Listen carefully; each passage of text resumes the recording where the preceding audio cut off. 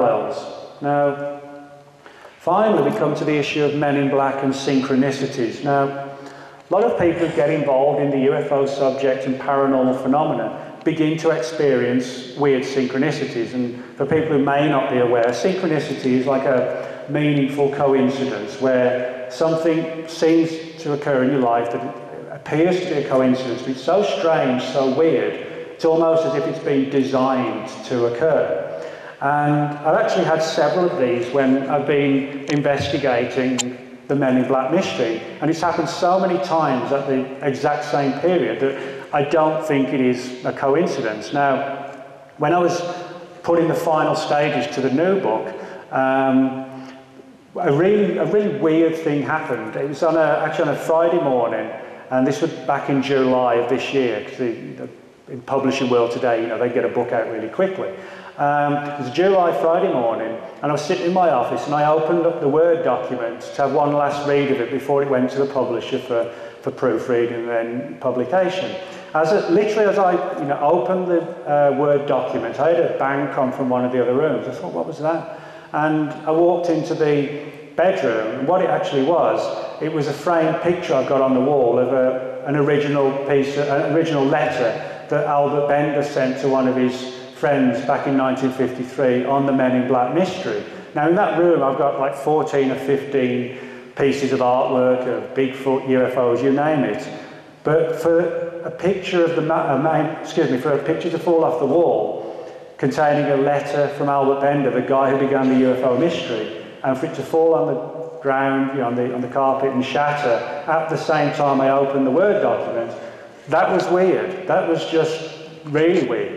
That's one of several things that have happened when I've been researching the Men in Black mystery, all of which brings us to another one. Now you might wonder what a picture of me leaning against a gravestone has to do with the Men in Black. Well, when I tell you whose grave it actually is, you'll wonder even more. That's actually the grave of Clyde, as in Bonnie and Clyde, the famous gangsters.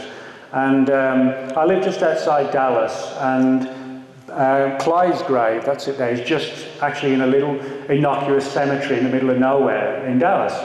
And what happened was that my dad was over for Christmas, and we're actually talking on that morning about the Men in Black mystery. And so even in the car on the way down to see the grave, because every time he comes over, he wants to see somewhere new. So I said, well, I'll take you to Bonnie and Clyde's graves. So we're in the car talking about the Men in Black, got there, got some pictures taken by Clyde's grave. As you can see, people put flowers out and all sorts of stuff. And next to Clyde's grave is his brother's grave. Now his brother's name is Marvin Ivan Barrow, and that's his grave, M-I-B. That's all his gravestone is. It doesn't actually say anywhere Marvin Ivan Barrow. It just says M period, I period, B period, just like in the movies. Now, could all this be coincidence? Well, sure it could. But it sort of happened so many times. You begin to think that, reality isn't really what it appears to be.